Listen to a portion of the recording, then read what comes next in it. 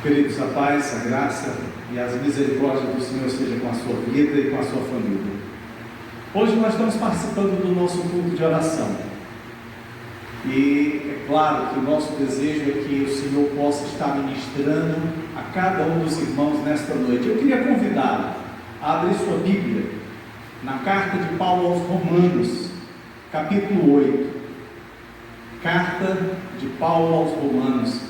Essa carta é considerada uma verdadeira teologia sistemática. É aquela carta que muitos a têm como a escritura de Paulo presente para a igreja. E o capítulo 8 é um capítulo onde se fala muito sobre o Espírito Santo. Talvez aquele que mais fale sobre o Espírito Santo no Novo Testamento. E interessante é que no livro de Romanos, até o capítulo 8, quase não se fala sobre o Espírito Santo.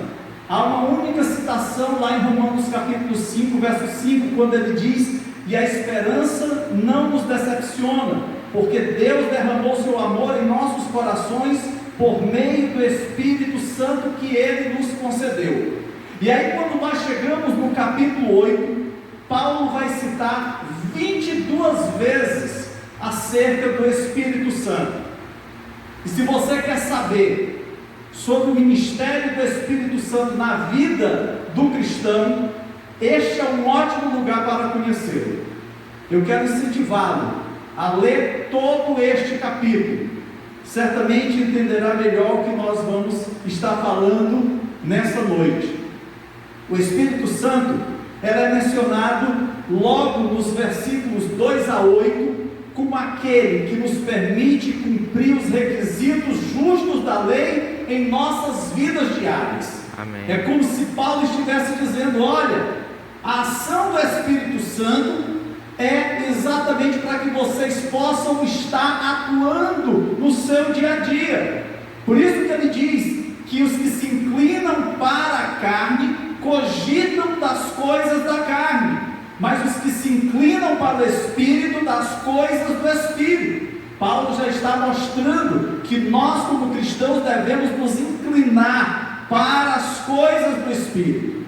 Dos versos 9 a 11, o Espírito nos permite subjugar a carne e matá-la. É isso que Paulo vai falar nesses versículos. É tanto que ele diz: se habita em vós o Espírito daquele que ressuscitou a Jesus dentre os mortos, esse mesmo que ressuscitou a Cristo dentre os mortos, vivificará também o vosso corpo mortal, por meio do seu Espírito que em vós habita.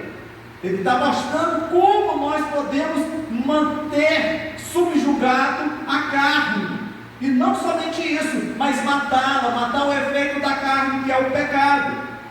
Nos versos 14 a 17, o Espírito Santo nos assegura que somos filhos de Deus, adotados em sua família. Assim, se somos filhos, somos também herdeiros, herdeiros de Deus e co-herdeiros com Cristo. Se com Ele sofremos, também com Ele seremos glorificados. E ao chegar nos versículos 18 a 25, Paulo fala sobre os nossos sofrimentos atuais. E ele nos lembra que toda a criação a um só tempo geme e suporta angústias até agora. E não somente a criação, nós também, que temos as primícias do Espírito, igualmente gememos em nosso íntimo, aguardando a adoção de filhos, a redenção do nosso corpo. E aí ele chega então nos versos 26 e 27. E é exatamente nesses dois versículos que nós queremos trazer uma reflexão nessa noite, porque eu creio que Paulo nos apresenta aspectos preciosos, práticos e intimamente pessoais da obra do Espírito Santo na vida de um cristão. Acompanhe aí a leitura de Romanos capítulo 8, versículos 26 e 27. Diz assim a palavra de Deus: da mesma forma, o Espírito nos ajuda em nossa fraqueza, pois não sabemos como orar, mas o próprio Espírito intercede por nós com gemidos inexprimíveis. E aquele que sonda os corações conhece a intenção do Espírito, porque o Espírito intercede pelos santos de acordo com a vontade de Deus. Amados, eu tenho refletido sobre esses dias incomuns e difíceis de isolamento, distanciamento social, máscaras que a gente nunca se acostuma, mas são necessárias, Covid e todo o resto. E além de todas as mazelas decorrentes dessa pandemia, a gente ainda tem as tensões políticas envolvendo o governo, a violência que não nos deixa em paz, a crise econômica. Precisamos ser cristãos de oração. Todos esses problemas devem ser apresentados diante de Deus, joelho no chão, implorando a Deus por sua ajuda, sua graça, sua misericórdia sobre nós, sobre nossa família, sobre a igreja, sobre o nosso país e sobre o mundo. E para fazer isso bem e fielmente, nós precisamos de toda a ajuda que pudermos obter. Esses dois versículos, 26 e 27 do capítulo 8 de Romanos, falam sobre a ajuda do Espírito Santo na oração. A parte inicial do versículo 26, o Espírito Santo ele é apresentado como nosso ajudador. Diz assim: da mesma forma, o Espírito nos ajuda em nossa fraqueza. A palavra ajuda, na língua grega, conforme escrita por Paulo, significa trabalhar junto a alguém, lutar para obter algo juntamente com alguém. Ou seja, ao dizer que o Espírito Santo nos ajuda, Paulo está revelando que o Espírito Santo está fazendo em nossas vidas aquilo que ele está operando em nós. É como se nós contemplássemos um fardo, uma carga, e um ajudante carregando a maior parte dessa carga para nós e conosco. É isso que o Espírito Santo faz com as nossas vidas. Nós somos fracos, diz aqui o apóstolo Paulo. Nós não temos a força que nós precisamos. Para nós é impossível, mas o Espírito Santo nos ajuda em nossa fraqueza. Seríamos esmagados pela carga dos nossos ombros, mas a palavra de Deus diz que o Espírito carrega o peso para nós e conosco. Ele presta poder ao nosso esforço, ele torna eficaz o que por causa da nossa natureza pecaminosa sempre falharíamos. Essa é uma promessa preciosa, porque é exatamente quando somos fracos que somos fortes. E o que nos faz forte não é nada em nós, mas é o Senhor, é o Espírito Santo nas nossas vidas, não somos nós. E para realmente ver as profundezas dessa promessa preciosa, nós precisamos entender um pouco mais do que Paulo quis dizer acerca de fraqueza. Ele inicia o verso 26 com a expressão da mesma forma. Se você observar aí, o versículo inicia com essa expressão, da mesma forma. E aqui nós temos uma conexão desse versículo com os versículos 18 a 25, aonde nós contemplamos os nossos sofrimentos atuais. Talvez você esteja contemplando os teus sofrimentos, alguns que estão em crise familiar, nos relacionamentos conjugais, relacionamento com os filhos, relacionamento com os irmãos, outros em crise financeira, desemprego, subemprego, outros com problema de saúde, quer seja decorrente da Covid, quer seja outro problema crônico, e qualquer outra situação, esses sofrimentos atuais. E aí Paulo diz que nós gememos interiormente, esperando ansiosamente nossa adoção como filhos, a redenção do nosso corpo, porque tudo isso é passageiro, é momentâneo. Paulo deixa bem nítido que nós somos fracos. Ele está consciente que, como é cansativo de como o nosso pecado mina, corrói os nossos melhores esforços para o bem, de modo que ele afirma no final do capítulo 7: o bem que quero fazer, não faço. Miserável homem que sou, quem me libertará do corpo sujeito a esta morte? Em outras palavras, Paulo declara: eu sou fraco. Eu sou fraco. É por isso que a promessa, o Espírito nos ajuda em nossa fraqueza, é tão especial em nossas vidas. Nós não somos repelidos, nós não somos rechaçados, nós não somos rejeitados, mas o Espírito Santo se aproxima de nós em nossas fraquezas. Nós não somos deixados à mercê da nossa própria sorte. Ele está conosco sempre. Pense, meu amado, nós nascemos de novo pelo Espírito, recebemos uma nova vida pelo Espírito, fomos libertos do domínio e da tirania do pecado, pela ação poderosa do Espírito Santo, para que agora possamos viver para Deus cada vez mais, capacitados pelo Espírito Santo para subjugar o pecado, com a segurança de que somos adotados como filhos e filhas do Rei, em nome de Jesus. O Espírito nunca nos deserta, nunca nos abandona, nunca recua, nunca desiste de nós. Ele está radicalmente comprometido com você, apesar de todas as tuas fraquezas. Ele tem paciência conosco, uma paciência em amor, para nos ajudar em nossas fraquezas. Talvez você diga assim: pastor, eu me sinto tão fraco, tão cansado, o problema vem à minha pessoa e eu não consigo vencê-lo, a tentação vem à minha porta e eu não consigo resistir. O Espírito Santo está contigo, ele jamais te abandonou.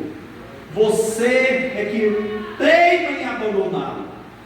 Ele conhece as nossas limitações, ele conhece os nossos pecados, os mais secretos possíveis. Nada está escondido a ele. Ele conhece a nossa ignorância, os nossos hábitos perversos, as nossas escolhas destrutivas, os nossos relacionamentos tóxicos. Ele habita em nossos corações para que, embora muitas vezes mintamos para nós mesmos sobre os motivos e o nosso temperamento e o nosso comportamento, como que querendo justificar o nosso pecado, o que nós fazemos é entristecer o Espírito Santo. Porém, nunca vamos enganá-lo. Podemos enganar a esposa, o esposo, os filhos, podemos enganar a igreja, o pastor, mas ao Espírito Santo jamais enganamos. Esta é uma palavra de esperança para você e para mim, porque ajuda quando estamos cansados da jornada, e é uma ajuda indispensável a ajuda do Espírito Santo. Por isso, meu amado irmão, minha irmã, abasteça-se para prosseguir em frente na estrada da vida. Talvez você diga assim: o ano de 2020 foi perdido, mas contemple o que está por vir, contemple as bênçãos que o Senhor tem preparado para a sua vida, e saiba que o Espírito Santo estará sempre contigo. O Espírito Santo ajuda em nossa fraqueza. Essa é a promessa de Deus. Ele não vai te abandonar. Aquele que começou boa obra em você vai completá-la até ao dia de Cristo Jesus. Ele não faz de você um cristão e depois se afasta e diz assim: bem, agora vamos ver o que ele vai fazer na sua vida. Vai quebrar a cara, vamos ver se ele vai guardar os meus mandamentos e seguirá o meu caminho. Não, de modo nenhum. Na verdade, o Senhor dirá: aquele que eu alcancei, meu filho, agora que você nasceu de novo, que é um filho adotivo, nunca o abandonarei à mercê dos seus escassos recursos, da sua fraqueza. Nunca eu vou parar de ajudá-lo, nunca deixarei de amar você, darei a minha força a você. Se você olhar novamente para o versículo 26, verá que Paulo tem em mente uma área específica da fraqueza. Ele declara: pois não sabemos como orar. A fraqueza, ela está aqui relacionada com a oração. Paulo sabe que para o nosso amadurecimento, para o nosso crescimento na vida cristã, é essencial uma arma para nós pelejarmos, para nós guerrearmos na batalha espiritual contra o pecado, e essa arma é a oração. Nós devemos orar. A oração, queridos, é o sopro vital na vida do cristão, é o oxigênio, é o que nos mantém em pé. Você não pode viver sem oração. Todo cristão deve orar. No entanto, todo cristão luta para orar e luta em oração. Como às vezes é difícil nós termos o nosso tempo de oração. Como lutamos para garantir aquele momento? Como lutamos para estar em oração? Porque são tantas as coisas que procuram roubar a nossa atenção. É o celular que toca, são as mensagens que chegam fazendo aquele barulhinho, é um e outro que passa e fala conosco, é a televisão que alguém está assistindo. Tudo procura tirar a nossa atenção. Mas, queridos, aqui cabe uma pergunta: você se ajoelha para orar, e quando faz, o que acontece? A sua mente vagueia por todo lugar. Você decide trazer algum problema que está pensando sobre você e apresentá-lo ao Senhor, e começa a orar, e depois de alguns minutos percebe que não está mais orando. Você está envolvido com um problema de novo, ou já está pensando em outra coisa. Talvez você precisa voltar a Deus e pedir a Ele graça. Senhor, tem misericórdia. E naqueles raros momentos em que nós somos capazes de nos focar e nos dedicar à oração, pensamos: ok, agora que eu estou nisso, por que eu devo orar? Por quem devo orar? Aquele irmão doente? Oramos pela cura? Ou talvez devêssemos orar para que Deus dê conforto e coragem para enfrentar o que vier, nem que seja a morte? Ou será que nós devemos choramingar apenas e dizer: Senhor, seja feita a tua vontade? Dizemos às pessoas o tempo todo: eu vou orar por você, meu irmão. E queremos dizer isso. Somos sinceros. No entanto, esquecemos. Depois o irmão se encontra conosco e diz assim: você orou por mim? E agora, Jesus? O que dizer? Não sabemos orar como deveríamos. Mas tenhamos cuidado, queridos, porque ao olharmos o texto, Paulo afirma que não sabemos como orar, mas isso não significa que está tudo bem. Todos são assim, pastor. Eu não vou ser o primeiro, nem vou ser o último. Isso não acontece só comigo. Não cabe aqui essa justificativa. Todos nós deveríamos saber como orar. A palavra de Deus nos mostra, nos ensina, nos admoesta. Não podemos simplesmente justificar que não sabemos. Nós podemos crescer na nossa caminhada cristã através da oração. Se você guardar as Escrituras em sua mente, no seu coração, e conhecê-las e aprender delas, encontrará muito para conduzir as suas orações. O problema é que nós somos preguiçosos mesmo. Nós lemos a palavra de Deus muito pouco.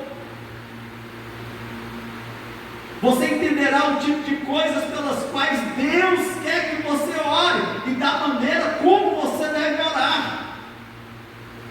É claro que vão existir momentos na nossa vida que, mesmo quando nós temos uma vida regular de oração, mesmo quando já temos a prática da oração, vão acontecer momentos, queridos, em que nós vamos precisar da ajuda especial de Deus. Vai ser aqueles momentos em que nós vamos estar numa batalha espiritual intensa.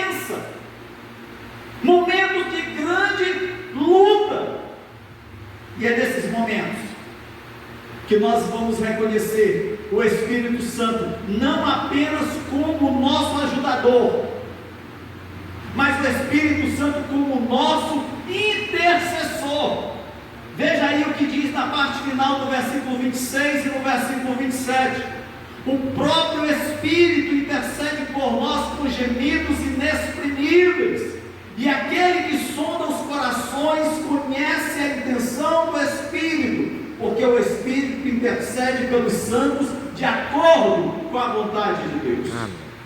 O capítulo 8 de Romanos revela dois intercessores.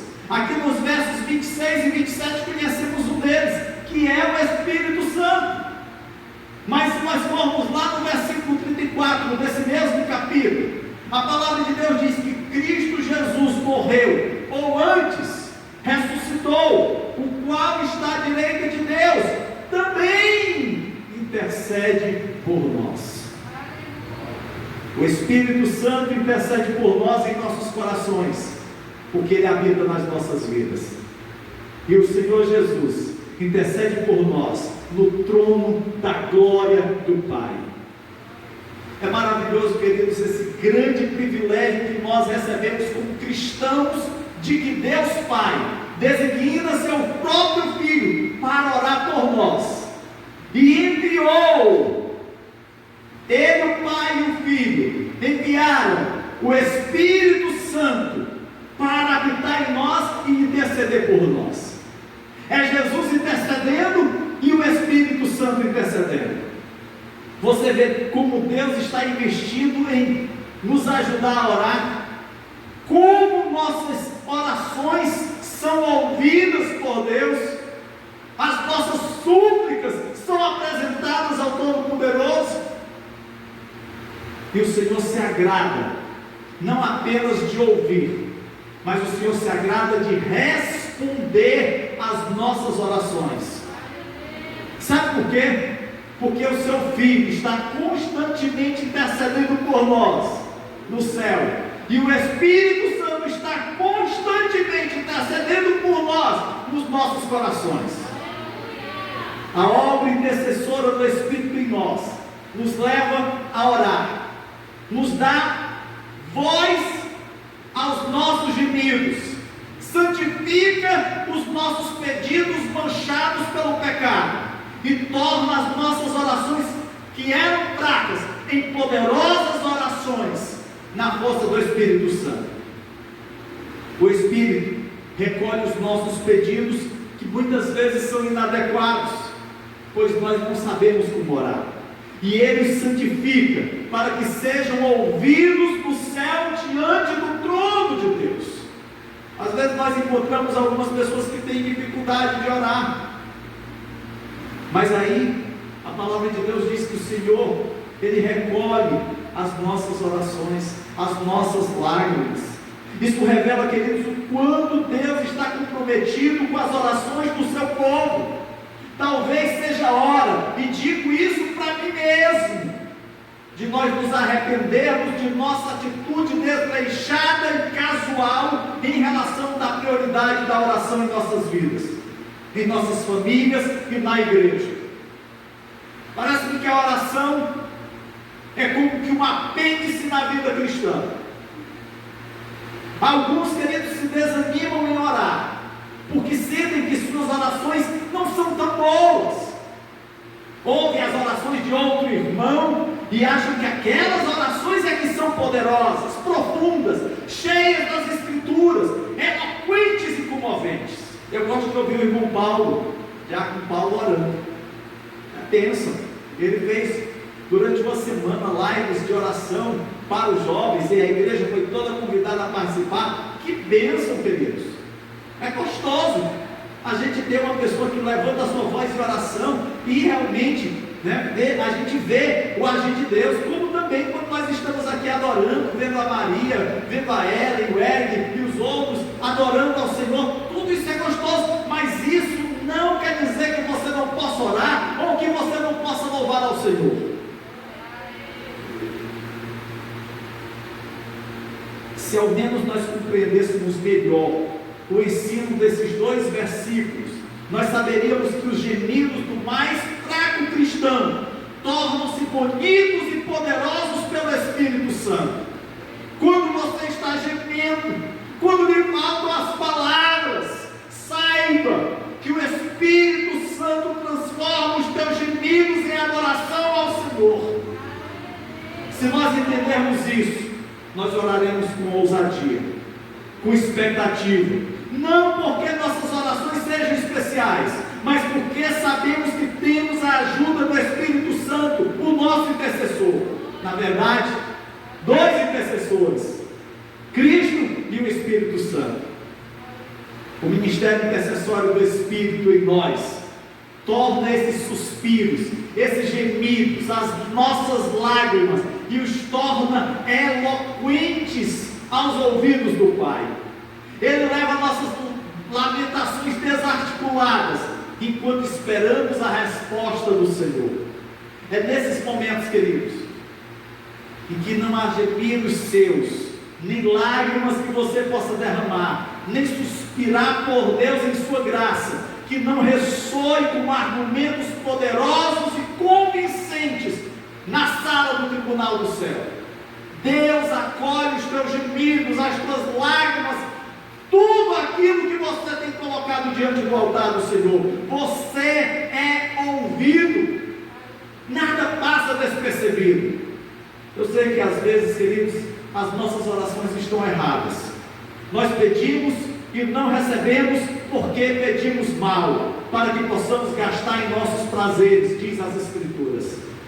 Às vezes as nossas orações são imaturas, egoístas, imprecisas, indisciplinadas, incorretas, mas quando passa pelo filtro do Espírito Santo, aquilo que parecia não ter valor, aquilo que parecia engano, aquilo que parecia ser bagunça, aquilo que parecia manchado pelo pecado, se torna agora algo que foi purificado. Sabe por quê? Porque o Senhor conhece toda a minha vida, toda a minha história. Ele sondou as profundezas do meu coração, diz aqui no versículo 27. Ele vasculhou a minha mente e ainda ouve a voz do Espírito intercedendo por mim, intercedendo por você, e sempre estará pronto a nos responder.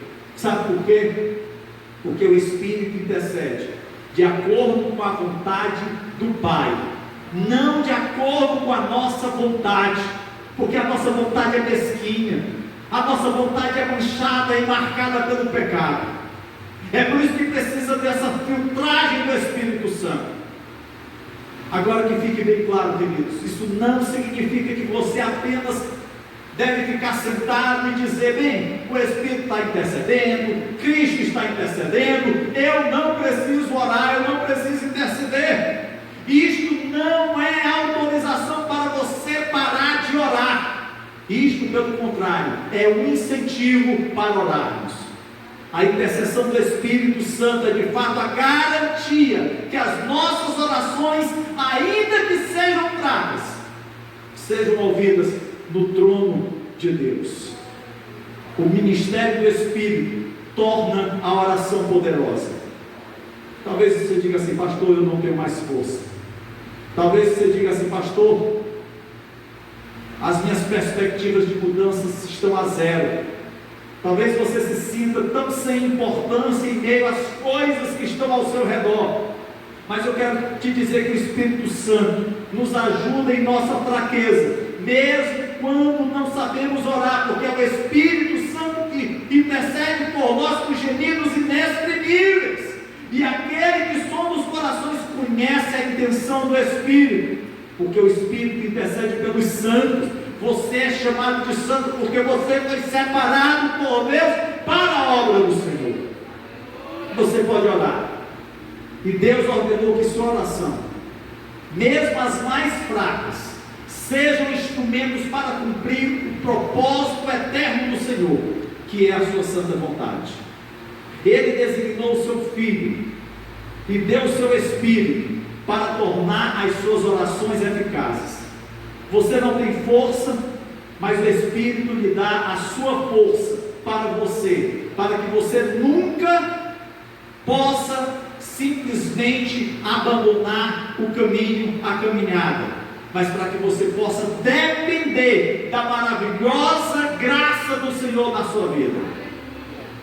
Que Deus perdoe a nossa negligência na oração, a minha negligência na oração, que Ele nos faça, queridos, determinados a orar, até que venha a nós o seu reino, como diz a oração do Pai Nosso, e de fato, a sua vontade seja feita na terra como no céu, em nome de Jesus, amém e amém. Glória a Deus. Nesse momento, queridos, nós queremos separar esse tempo para orar.